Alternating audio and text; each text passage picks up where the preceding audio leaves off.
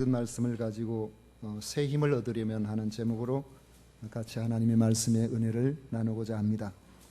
낙심된 인생의 상태를 보여주는 시편의 말씀이 있습니다. 시편 38편 8절에 보면 내가 피곤하고 심히 상하였음에 마음이 불안하여 신음하나이다 말씀하고 있습니다. 피곤한 시대입니다. 온갖 마음이 심히 상하여 불안하게 살아가는 이들이 많은 세상입니다. 몇 주 전에 새벽 기도를 마치고 그날은 좀 일찍 집으로 갔습니다. 7시가 조금 넘었는가. 그런데 아파트 앞에 한 8살 정도 돼 보이는 남자 아이가 큰 가방을 메고, 가방이 어찌나 큰지 아이하고 비슷해 보이네. 큰 가방을 메고 목에는 도시락통인지 뭘 하나 큰 걸 메고 걸었어요. 그리고 터덜터덜 걸어 나오는데 눈에는 아직 잠이 떨어지질 않아서 마치 꾸벅꾸벅 조는 듯이 그렇게 걸어가고 있는 모습을 보았습니다. 그 아이를 보고 있으니까 이제 세상에 태어난 지가 몇 년 됐는데, 만으로 치면 그저 6, 7년밖에 안 돼 보이는데 이때부터 벌써 피곤한 인생을 살아가기 시작하는구나, 그런 생각이 들었습니다. 아이들이 조금만 크면 학교와 학원을 오고 가느라고 저 밝은 따사로운 햇빛도 잘 보지를 못하고, 그렇게 힘써 공부해서 어렵사리 들어간 대학은 취업학원이 되어서 들어갈 때부터 취직 걱정을 합니다. 청년들의 취업의 문이 쉽지를 않고 결혼도 어렵습니다. 그렇게 어렵게 또 결혼한 젊은 부부들은 자녀를 언제 낳을까, 그 아이 낳아서 어떻게 키울 건가, 그 아이 때문에 그 부모의 애환도 또 보통이 아닙니다. 맞벌이 부부 하는 사람들은 애 낳아서 키우는 것이 아무리 나라에서 어떤 여러 가지 이야기를 해도 미치지 않은 그런 직장들이 대단히 많기 때문에 아이 하나 키워 나가는 것이 이만저만 어려운 일이 아닙니다. 그렇다면은 사회에서 앞서 나가는 듯이 보이는 능력 있는 사람들은 행복하게 그렇게 살아가고 있을까요? 우리가 보면 나름대로 자기 위치에서 열심히 살아가는 그런 사람들도 아주 경쟁에 휘둘려서 밤늦게까지 일터를 벗어나지 못하고 집에는 늦게 돌아가는 경우가 참 많습니다. 가족과 함께 저녁을 먹도록 하겠다는, 지금은 은퇴를 선언한 어느 정치인의 소박한 슬로건이 마치 불가능에 도전하는 위대한 꿈처럼 느껴지는 사회를 우리가 살아가고 있습니다. 그렇게 살아서 은퇴해서 노년이 되어도 질병이나 생활고에서 자유로운 이들이 많지를 않습니다. 그래서 온갖 일들로 지치고 낙심하여 불안하게 사는 이들이 우리 주변에는 너무나 많습니다. 어쩌면 내가 그 주인공일 수도 있습니다. 성도도 예외가 아닙니다. 그래서 시인은 시편 43편에 탄식하기를 내 영혼아 내가 어찌하여 낙심하며 어찌하여 내 속에서 불안해하는가 했습니다. 우리는 어떻게 해야 하겠습니까? 어떻게 해야 낙심이 되는 이 상황을 딛고 우리는 새 힘을 얻으며 새 능력을 얻어서 힘있게 살아갈 수가 있겠습니까? 세 가지를 생각해 보려고 합니다. 첫째로는 인생의 한계를 자각하는 것입니다. 하나님이 보시는 지혜로운 인생은 내가 피조물이라는 사실과 피조물로서의 한계를 자각하는 데 있습니다. 그 한계를 자각한다는 것은 자신을 자랑하지 않음으로 나타납니다. 예레미야 9장 23절에 보면 여호와께서 이와 같이 말씀하시되 지혜로운 자는 그의 지혜를 자랑하지 말라, 용사는 그의 용명을 자랑하지 말라, 부자는 그의 부함을 자랑하지 말라고 경고하고 있습니다. 그런데 우리는 자꾸 자랑하고 싶죠. 마치 내가 조그만 잘한 것이 있으면 그것이 모두 다 내게서 나온 것처럼 내가 능력이 뛰어나서 혹은 내 지혜가 탁월해서 그렇게 된 것처럼 생각하고 오늘 그렇게 되어진 것처럼 앞으로의 장래도 내 마음대로 내 마음 먹는 대로 그렇게 조종할 수 있는 것처럼 착각하는 경우가 많습니다. 예수님께서 들려주신 풍년을 맞이한 부자의 이야기와 같습니다. 누가복음 12장 19절에 보면 내가 내 영혼에게 이르되 영혼아 여러 해 쓸 물건을 많이 사두었으니 평안히 쉬고 먹고 마시고 즐거워하자 하리라 했습니다. 한 번 풍년 들었다고 사람이 그렇게 바뀌는 겁니다.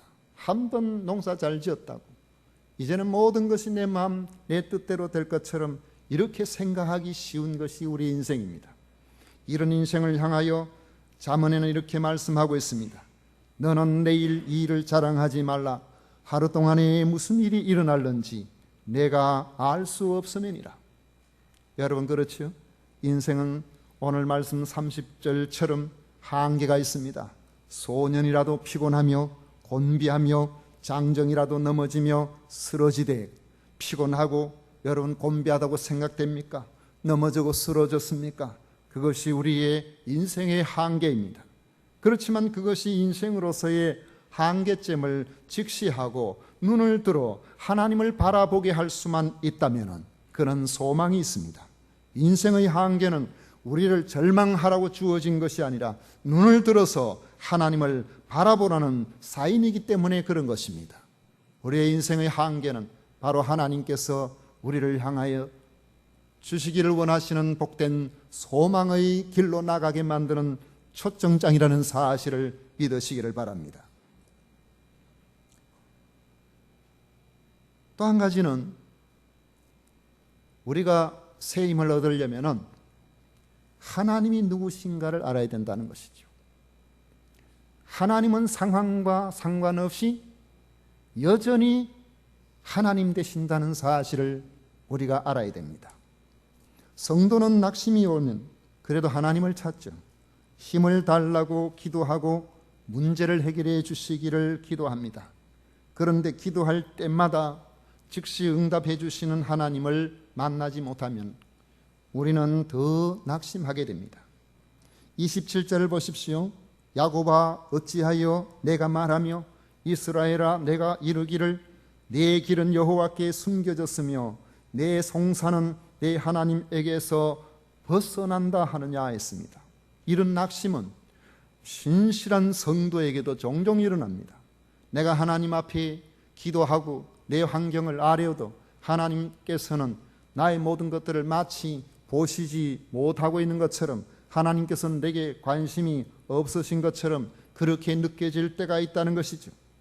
시편 73편에 보면 신실한 하나님의 사람인 아삽은 이렇게 고백합니다. 하나님이 참으로 이스라엘 중 많은 마음이 정결한 자에게 선을 행하시나 나는 거의 넘어질 뻔하였고 나의 걸음이 미끄러질 뻔하였다고 했습니다. 유다의 히스기야 왕이 병들어 죽게 되었을 때에 그의 기도는 처절합니다. 그는 이스라엘 특히 남유다의 왕들 가운데서는 가장 믿음으로 살려고 애를 많이 쓴 그런 사람입니다. 그런데도 병이 들었어요. 열왕기하 20장 2절 3절에 보면 히스기야가 낯을 벽으로 향하고 여호와께 기도하여 이르되 여호와여 구하오니 내가 진실과 전심으로 주 앞에 행하며 주께서 보시기에 선하게 행한 것을 기억하옵소서. 그래 놓고는 히스기야가 심히 통곡하더라 했습니다. 자신은 나름대로 하나님 앞에 바로 산다고 예를 섰는데 왜 내가 감당치 못할 이런 질병이 왔는지 그것에 대해서 갑갑하고 답답한 마음으로 하나님 앞에서 통곡했던 것이죠. 그런데 하나님께서는 말씀하십니다. 지금 자신이 처한 상황이 어떠할지라도 하나님은 여전히 하나님이시라는 겁니다. 오늘 말씀 28절에 보십시오. 너는 알지 못하였느냐 듣지 못하였느냐 영원하신 하나님 여호와 땅끝까지 창조하신 이는 피곤하지 않으시며 곤비하지 않으시며 명철이 한이 없으시며 했습니다. 내가 지치고 낙심한 상황이 있다고 하더라도 하나님께서 내 형편을 모르시거나 상관없다고 하시는 분이 아니라는 것입니다. 더욱이 나의 한계와 달리 하나님은 영원하신 하나님 여호와이시며 모든 것의 창조자이시므로 나의 상황을 해결하지 못할 정도로 힘이 없으시거나 곤비하시거나 명철이 없는 그런 분이 아니라는 것입니다. 이 말씀의 배경을 생각해 보면 그 의미를 더 선명하게 알 수 있습니다.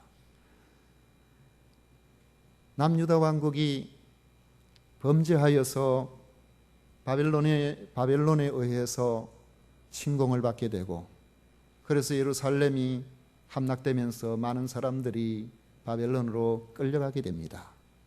그런데 당시 1차, 2차에 끌려간 사람들은 그래도 놀랍게도 신앙생활 잘 못하던 사람들이 끌려간 게 아니라 대부분 그래도 믿음 생활을 나름대로 해오고 말씀을 좀 아는 사람들이 끌려갔어요. 하나님이 계획이 계셔서 그런 겁니다. 거기 남아있는 사람들은 3차, 4차 때 다 죽었습니다. 근데 우리가 생각하기에는 왜 믿음 생활 잘하는 우리가 끌려가느냐, 우리도 못한 사람들은 저 아직까지 발발하고 도망가서 잘 살아가고 있는데 왜 우리만 이렇게 되느냐, 이렇게 생각할 수 있겠지만 하나님이 계획이 계셨어요. 그래서 그들이 바벨론으로 끌려갔는데, 바벨론으로 끌려간 그들의 상황을 생각해 보면은 그들은 그야말로 절망적인 그런 형편에 놓여 있는 겁니다. 수천리 떨어져 있는 그곳에 정처 없이 끌려가서 그곳에서 살게 될 때 그들의 마음속에는 하나님께서 우리를 완전히 버리신 거 아니냐, 그런 생각이 들죠. 망해버린 그 나라에, 우리가 앞으로 망할 것으로 그렇게 보여지는 그 나라에 우리가 어떻게 다시 돌아갈 수 있는, 불과 10여 년 차이에 완전 망해버렸거든요. 그러니까 지금 바벨론으로 끌려가서 거기에 있는 이들이 볼 때는 지금 당시에 바벨론은 점점 힘이 더 세져 가고 있고 자기 본국은 망해버렸고, 이러니까 그들의 생각에는 우리가 다시 돌아가는 것은 불가능한 일이다, 그 절망 상황에 그런 그 느낌을 갖고 있는 것입니다. 그런데 하나님께서는 돌아가게 하겠다고 말씀하십니다. 이게 하나님이 하시는 일이 다른 거예요. 이것이 가능한 까닭이 무엇입니까? 바로 하나님은 영원하신 하나님, 오늘 본문에 나오죠. 영원하신 하나님 여호와, 땅 끝까지 창조하신 분이기 때문에 그렇습니다. 그들이 바벨론에 가 있어서 우리가 이 먼 곳에 끌려왔는데 우리가 어떻게 돌아갈 것인가? 그러나 하나님 말씀하십니다. 땅 끝까지 창조하신 그분은 바로 나다. 하나님께서 그렇게 말씀하고 있습니다. 그들이 바벨론에 가 있다고 하더라도 돌아오게 하지 못할 리가 없다고 말씀하고 계시는 것입니다. 상황과 상관없이 하나님은 하나님이시기 때문에 이렇게 말씀하실 수가 있는 것입니다. 성도 여러분, 여러분은 자신이 믿는 하나님이 바로 이 상황을 초월하고 상황을 뛰어넘고 상황을 역전시키시는 하나님이시라는 사실을 믿으시기를 축원합니다. 이런 하나님을 우리가 믿는다면 어떻게 해야 되겠습니까? 오늘 말씀하시기를 새 힘을 얻으려면 여호와를 앙망하라 그랬습니다. 어떻게 해요? 오직 여호와를 앙망하라 그랬습니다. 세상은 지푸라기만한 힘만 있어도 자기 힘, 자기 환경을 의지하려고 합니다. 그저 내가 이렇게 해보고 저렇게 해보고 내 힘을 가지고 이야기하려고 하죠. 그러나 그 결과는 결코 긍정적이지를 못합니다. 돌도 소화시킬 능력이 있을 만큼 젊은 소년이나 힘이 있다고 그렇게 자랑하는 장정이라도 넘어지는 경우가 종종 있습니다. 요즘 보니까 대전에 있는 그 카이스트라는 그 학교는, 대학 카이스트 대학은 세계적으로 상당한 위상으로 지금 계속 올라가고 있더라고요. 카이스트 들어가기는 어렵잖아요. 그런데 요 며칠 전에 카이스트에서 박사과정에 공부하고 있던 학생 하나가 기숙사에서 스스로 죽음을 택했습니다. 24살이에요. 24살에 박사과정 하고 있으면은 인생 아직까지 창창하게 잘 살아가고 있는 거 아니겠습니까?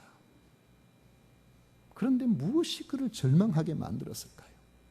무엇이 생명을 내어놓게 만들었을까요? 정말 힘들면은 그 일 안 하고 다른 거 하면 안 될까요? 그런데 지난 2월 달에도 같은 사건이 있었습니다. 지난 5년간에 9명인가 그렇게 많은 아이들이 그렇게 그런 식으로 절망해서 깊은 이런 우리를 슬프게 하는 그런 선택을 했다고 합니다. 여러분, 지쳐서 절망해버리는 데는 나이와 상관없고 지위와 상관없고 능력과 상관없습니다.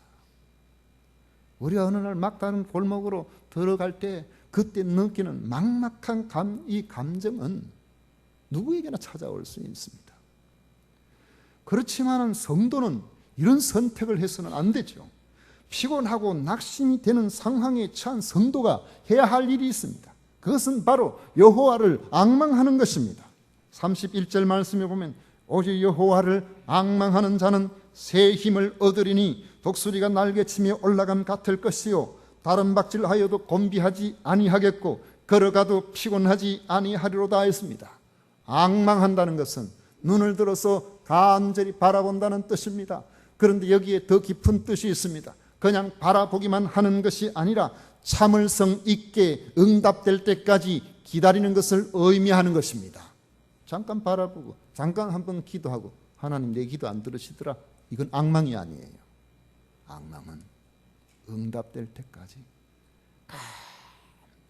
간절하게 참을성 있게 기다리는 거예요. 계속 하나님 아니면 안 됩니다. 하나님 도와주세요. 하나님 은혜 아니면 안 돼요. 사모하는 마음으로, 간절한 마음으로 주를 바라보고 또 바라보는 것을 앙망이라고 합니다.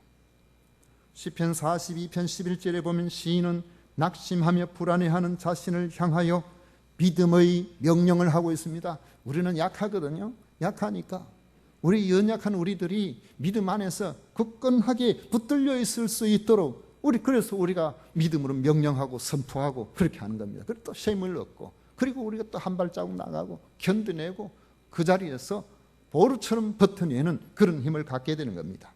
내 영혼아, 내가 어찌하여 낙심하며 어찌하여 내 속에서 불안해하는가? 그것이 우리 자신에 대한 진단입니다. 내 자신을 살펴볼 때에 내 영혼아, 내가 어찌하여 낙심하며 어찌하여 내 속에서 불안해하는가? 그러나 명령합니다. 너는 하나님께 소망을 두라. 너는 하나님께 소망을 두라. 그리고 선포합니다. 나는 그가 나타나 도우심으로 말미암아 내 하나님을 여전히 찬송하리라. 여전히 찬송하리라. 하나님의 도우심으로 하나님께서 나를 찬송하게 해주실 것이라는 선포입니다. 너는 하나님께 소망을 두라고 말하고 있습니다. 하나님의 도우심으로 자기 하나님을 여전히 찬송하게 될 것이라는 믿음의 선포가 시인에게는 있었던 것입니다. 여러분, 힘들고 어려울 때에, 낙심될 때에, 지쳐 있을 때에 소망을 하나님께 두십시오. 여호와를 앙망하십시오. 오직 여호와를 앙망하십시오. 끝까지 기다리십시오. 바라보십시오. 그리고 믿음의 명령과 선포가 있으면 하나님의 살아계신 놀라우신 은혜가 가뭄에 한없는 이슬처럼 우리를 적셔서 새 힘을 얻게 만들어 주실 것입니다. 오늘 찬양 한번 들어보도록 하겠습니다. 이동국 복음송 가수의 기적의 하나님, 약간 트로트풍 느껴지는 그런 찬양 한번 들어보시죠.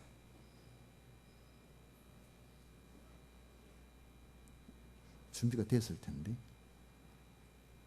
어느 날 새가 그물에 걸림같이 내 삶 속에 덧짐했네.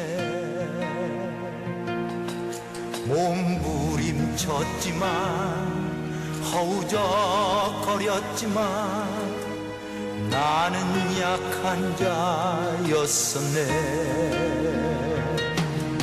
내 영혼아, 내가 어찌하여 낭망하며 불안하여 하는고.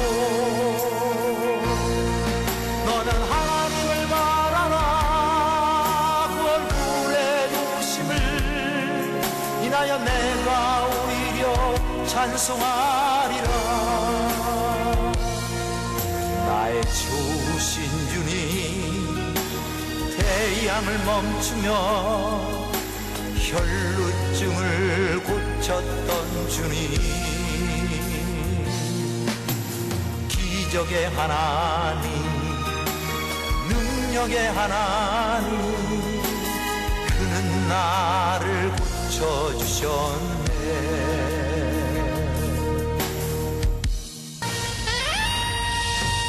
그 어느 날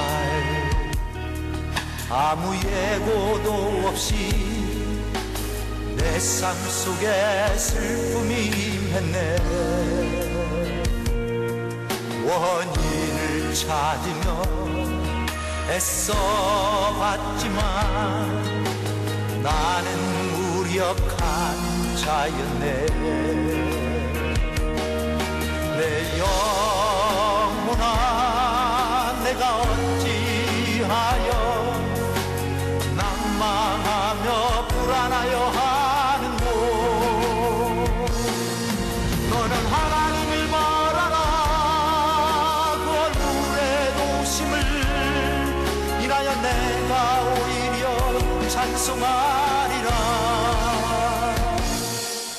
나의 주신 주님, 죽은 자를 살리며 문둥병을 고쳤던 주님, 기적의 하나님, 능력의 하나님, 그는 나를 고쳐주셨네.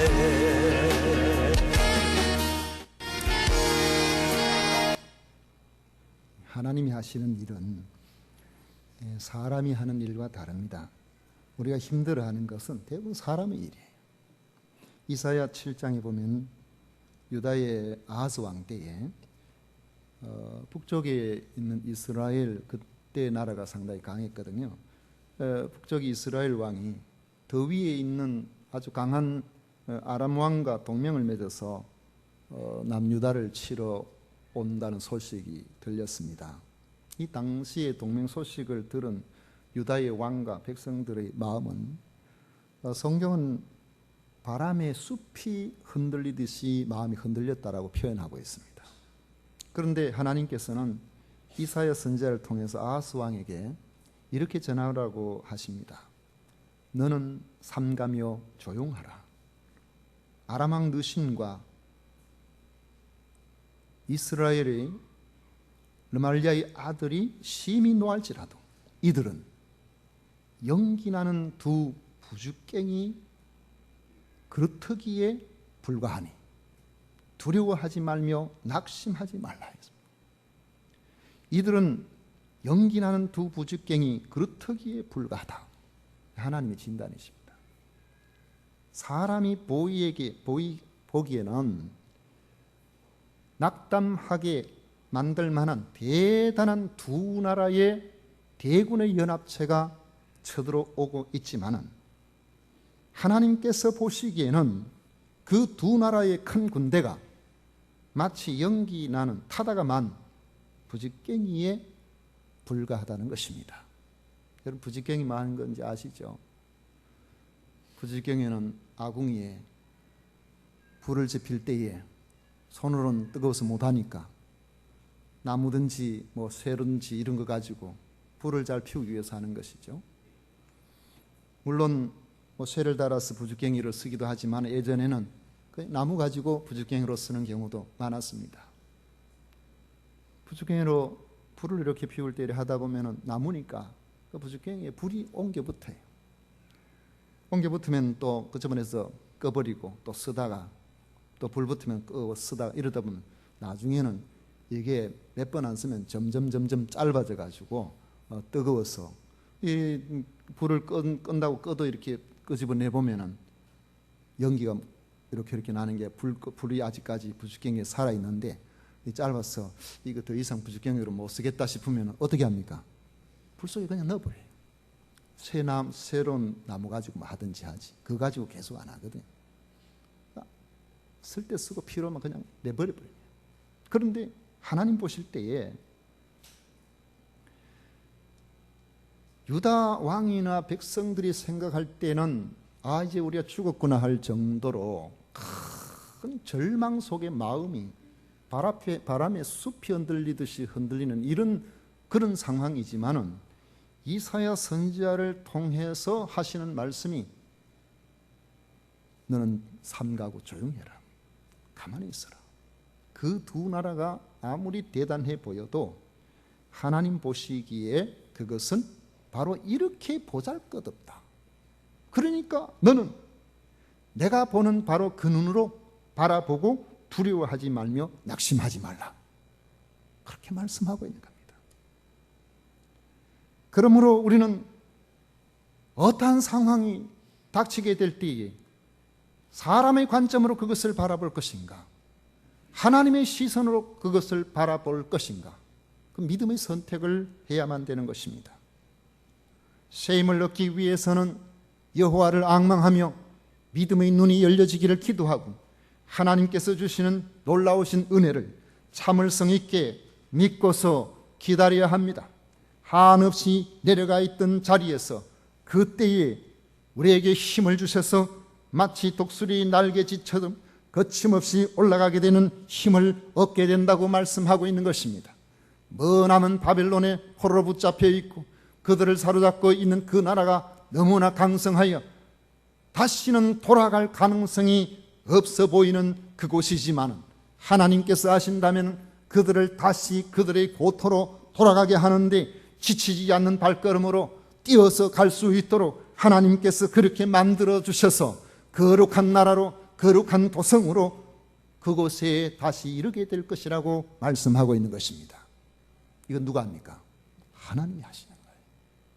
우리가 하는 것이 아니라 여호와를 앙망하는 사람에게 새 힘을 주셔서 하나님께서 그렇게 하도록 해 주신다는 것입니다.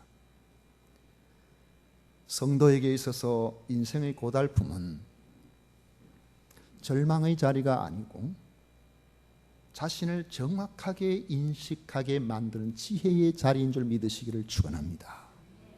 우리가 연약하지 않으면, 한계를 맞지 아니하면 우리는 우리가 누군지를 잘 몰라요. 마치 영원히 살 것처럼 생각하고 조금만 나은 것이 있으면 자기보다 이 세상에 더 나은 사람이 없는 듯이 교만하기 쉬운 것이 우리들입니다.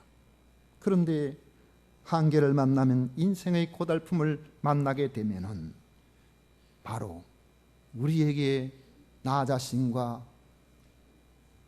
나를 있게 하신 영원한 하나님에 대한 바른 인식을 하게 만들어주는 지혜의 출발점에 서게 되는 것입니다. 나와의 상황과 상관없이 우리가 믿는 하나님께서 여전히 나의 하나님 되신다는 사실이 믿어지게 되는 것입니다. 그 하나님을 바라보게 되는 것입니다. 태산 같은 문제라고 할지라도 하나님 앞에서는 티끌과 같다는 사실을 알게 될 때에 우리는 여호와를 앙망하며 참을 수가 있습니다. 그렇게 되어질 때에 하나님의 약속은 새 힘을 얻는 것입니다. 시인이 시편 62편 5절에서 나의 영혼아 잠잠히 하나님만 바라라, 물은 나의 소망이 그로부터 나오는도다. 이러한 고백이 바로 하나님 앞에 나아가는 신실한 성도 입술에서 나오는 고백이 되는 것입니다. 오늘 여러분들의 환경이 어떠하든지 간에 하나님께서 나의 하나님 되심을 알고 그 하나님께 마음의 소원을 두게 된다고 한다면 하나님께서 여러분들의 소원에 응답하시는 위대한 하나님, 여러분의 하나님이심을 알게 하실 것입니다. 이런 놀라운 은혜가 함께 하시기를 이 말씀을 통하여 축원을 드립니다. 기도하겠습니다. 고마우신